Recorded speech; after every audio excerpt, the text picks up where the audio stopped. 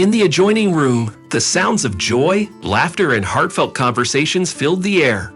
Yet deep within me, there was a longing, accompanied by a whirlwind of questions, most of which were directed towards her. Could a loving woman be so unkind? Or was it not love at all? It all began like a fairy tale, a chance encounter filled with hope. It happened at the theater during the play Love and Betrayal, a title that now seemed ominously fitting for our relationship. I had gone to the theater with a friend, and by chance, she and her friend crossed paths with us in the stuffy and crowded foyer. From that moment, we never spent a moment apart. She appeared to me like an angel, descended from heaven, wearing a stunning silver dress with a neckline that seductively revealed her back. After the performance, we wandered through the city, engaged in lively discussions about art, floral paintings, and emerging trends in sculpture. Unbeknownst to me, 6 hours slipped away, and as the dawn broke, I accompanied her back home, agreeing to meet the following day. The long-awaiting hour arrived, and our fateful date took place right on time. It began in a conventional manner, a movie, followed by a meal at a cafe and a leisurely stroll in the park. Our connection deepened as we continued our conversations at my apartment. The evening unfolded into a passionate night, filled with profound consequences. By morning, I felt like the luckiest man in the world, as if fortune had bestowed its favor upon me. I had grasped the elusive bird of happiness by its tail, but reality proved to be far different. As the relationship progressed for 2 months, I started feeling an unexplainable aversion, no longer desiring the union we once shared. I found myself on the verge of taking the boldest step of my life, making a proposal. That evening, I had arranged a romantic dinner at a restaurant, complete with a ring carefully placed in a glass of champagne.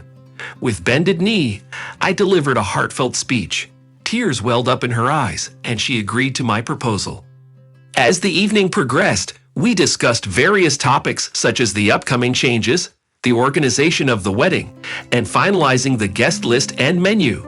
Time seemed to fly by, and before we knew it, our wedding day arrived a month later.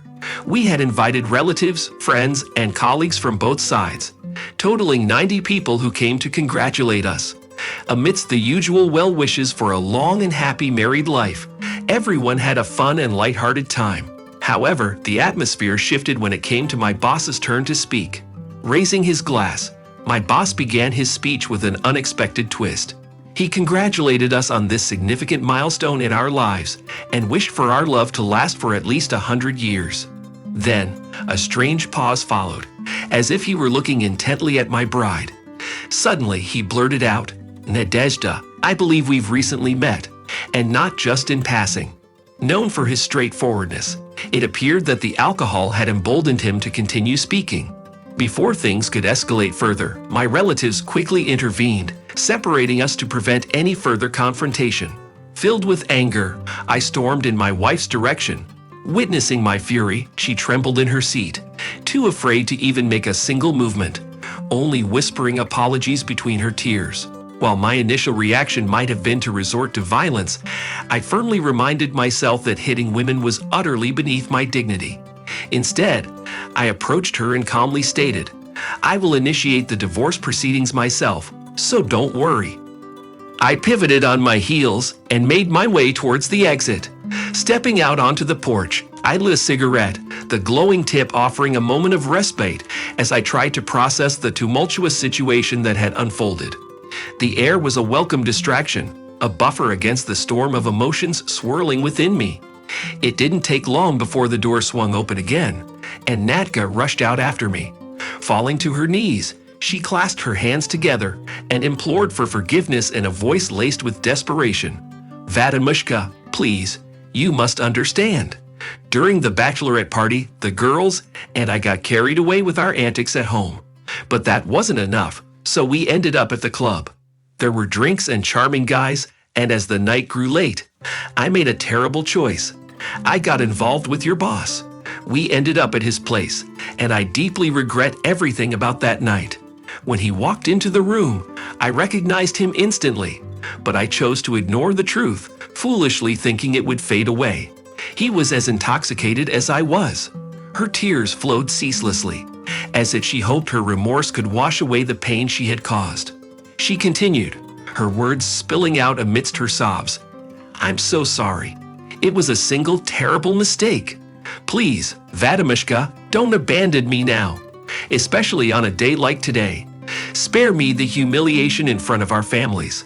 I beg you. Let's find a way to start anew, and I swear to you, I'll be the most devoted partner in the world." Yet, despite her pleas and the raw honesty of her confession, forgiveness felt like an unattainable luxury in the face of such a profound betrayal and the utter humiliation that followed her affair with my boss.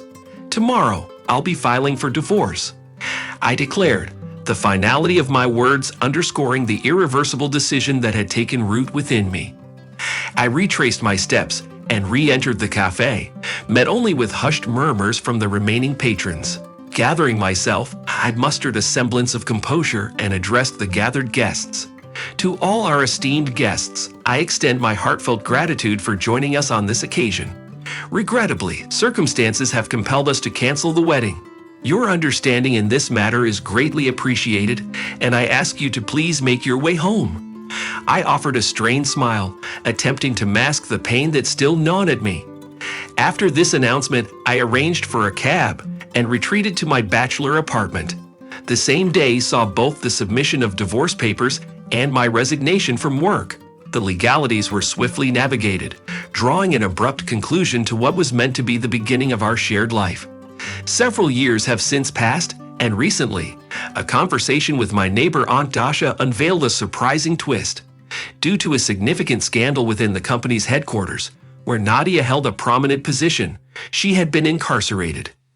The revelation painted a stark contrast to my bachelor life, the impression of betrayal still vividly etched in my mind, solidifying my belief that treachery lay inherently within all women.